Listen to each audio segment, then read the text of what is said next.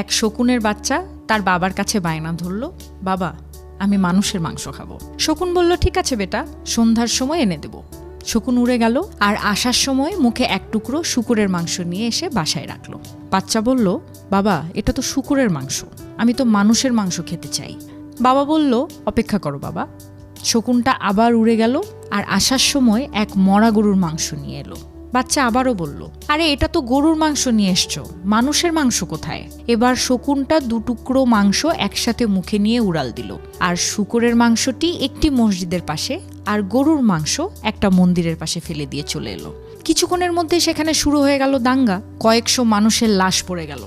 তখন গাছের ডাল থেকে নেমে বাপ ছেলে মিলে খুব তৃপ্তিতে মানুষের মাংস খেলো। ছেলে মানুষের মাংস খেতে খেতে বাবাকে জিজ্ঞেস করলো, বাবা এত মানুষের মাংস এখানে কি করে এলো? শকুন বলল, এই মানুষ জাতটাই এরকম, সৃষ্টিকর্তা এদেরকে সৃষ্টির